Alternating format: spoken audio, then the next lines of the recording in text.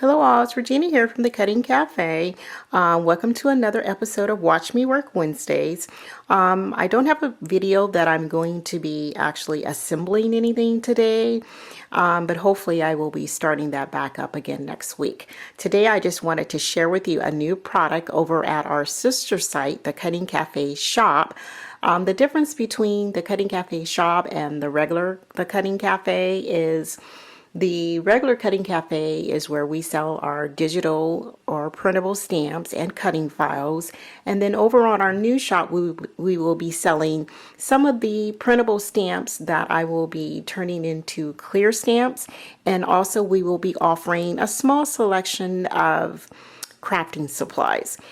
One of the things that I want to show you that's available right now over at the shop site is some clear cardstock. You may know it by acetate. Some people will call it vellum, but really this one is not a vellum at all. This one is more of a clear plastic and it's a medium weight. I don't know if you know by numbers, but it's 0.007, which is a nice weight to make some boxes out of, and a nice weight when you want to make clear cards. This clear plastic is actually a good quality that you can literally run it through a laser printer. You can lightly emboss it with heat.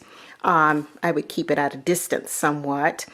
And overall, it just works a little better than a vellum, because the vellum you cannot put through a laser printer, and I do not believe you can heat emboss it because it will begin to wrinkle. So let me show you real quick a few projects that I have made using the clear cardstock. Oh, and one other thing is I'll be offering it 8.5 by 11 in packs of 10. 10 sheets in a pack, and also 12 by 12. The 12 by 12 will be great because then you can actually increase the size of the cutting files over at the cafe to make larger boxes or what have you. And I'm going to show you some of those. But first I'm going to show you what I did using my laser printer with the meat machine. I took one of the printables from the Cutting Cafe that has hearts all over it, and I'll leave a link to the description as to where to find these hearts. And I printed it out on my laser printer, and then I went ahead and ran it through my meat machine with red foil.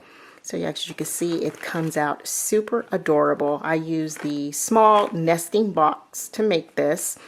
And then here's a matching card that I made. Again, I went ahead and used the February 14th set, printed that on my laser printer, and then I ran it through the meat machine using red foil.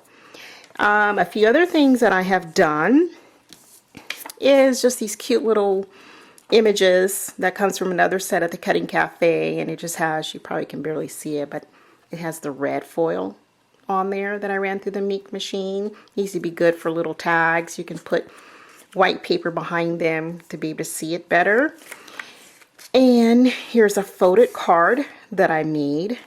All I did with this is I actually used some StazOn, because this is perfect. You can use this on the clear cardstock and it will not smear at all. So I stamped that on a folded card, and then I actually stamped the image again on some pattern paper and put that on the top, and then it just kind of is folded over the back of the pattern paper right there. So that shows you how you can use StazOn. So you'll be able to, all your rubber stamps, clear stamps, you can utilize this StazOn for that to stamp directly onto clear cardstock. Here's another one that I did with a stamp that I own, as you can see. And here's the paper on the back so that you can actually see the image better. You can make clear envelopes. Of course, you can't mail these, but they'd be fun to put inside a gift package that you're just going to hand deliver. And that fits right in there like that. Now, granted, yes, I just use the Scotch ATG gun here for my adhesive. It doesn't bother me one bit that you can kind of see the adhesive. Now, there might be some out there that's more invisible, but it really hasn't bothered me. So. And then this one is super adorable. I used the white StazOn right here I have this heart, this butterfly that I stamped on. Isn't that pretty? And then I just added some pearls to the front. And I did the same thing. I just kind of folded it over with the pattern paper on the back. So, and then I wanted to show you that you can also use your die cuts to cut out die cuts with the clear plastic.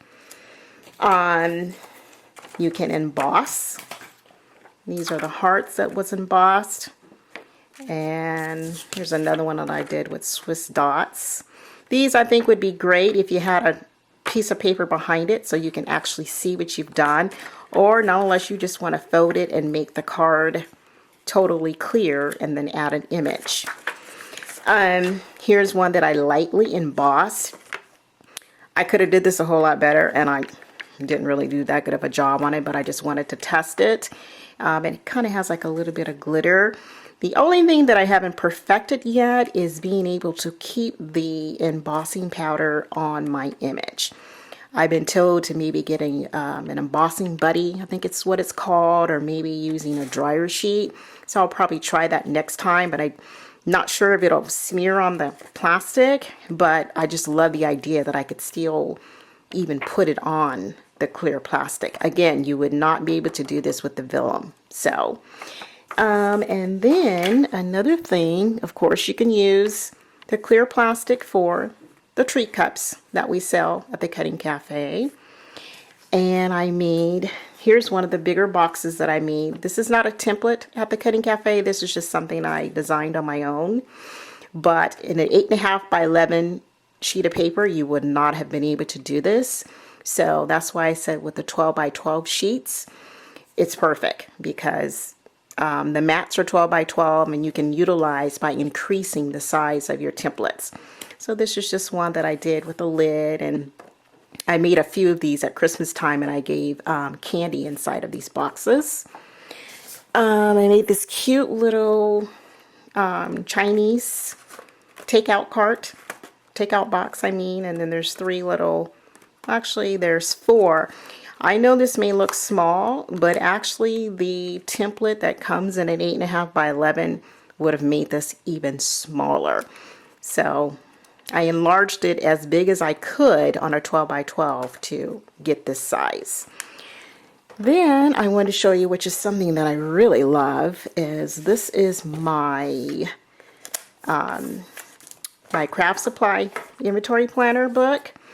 And we have a template called the binding template, where you can actually add more pages to the planner that we sell.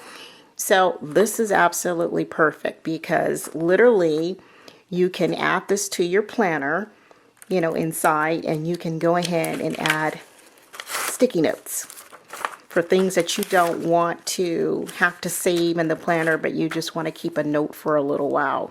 So I'll add a link to this template as well. I don't have my planner book anymore, because the one that I made I actually gave to my mother, so that's why that's just kind of sitting out to the side. But my big planner here, you can punch holes in it and add it to your book. So as you can see, you can put it on and off, whatever. Now, I do want to tell you that this clear plastic, you can use your Copics with it, and you can use a permanent Sharpie with it. Basically, let's see, I'll just take this piece right here and show you real quick. Oops. If you use your Sharpie, I think you get a darker color on it. And you might want to you want to wait like a few seconds or minutes, and it totally will be dry. I didn't wait long enough, but that will dry. And with the Copics, it's a little bit different. It's not as smooth on there. I don't know if you can see it, and it's not as bright, but you can still use it on the clear plastic. And you need them both. You need to let them both dry for a few minutes. So here's one that I did right here with the green. And then, yeah, see, that's pretty much already dry. This one might take a little longer. Oh no, it's dry. So like back to the mink ones that I did the red foil. I mean, you could come in and if you wanted to have the clear card, and then, I can't really see, and then you wanted to color it in a little bit. I'm not doing a good job here, but you wanted to color it in a little bit and then have this on, you know, some type of paper with that sticking out. That would be cute. So you can use your pins on them.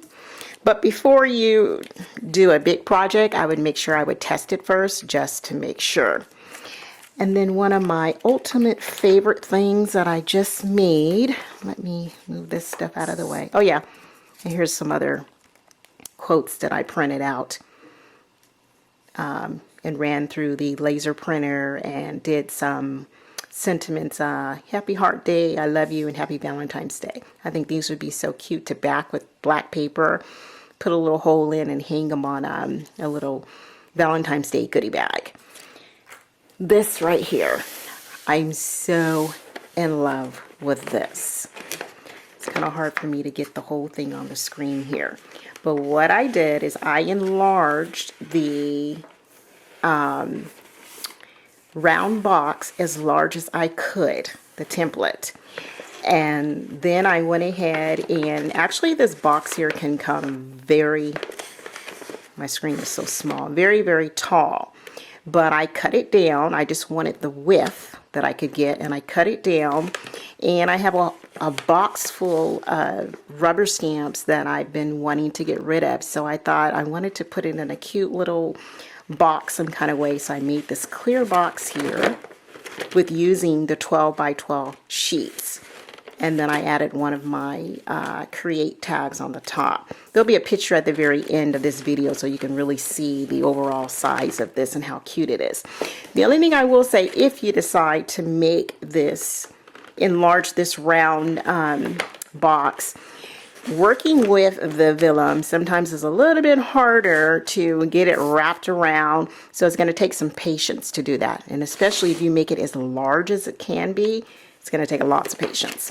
So anyways, that's all I wanted to share with you guys is some different projects that you can make using the clear cardstock. I will leave links to descriptions of the different sets that I've used and a link to the site. And hopefully next week I will have a how-to video. Thanks a lot for stopping by. Bye-bye.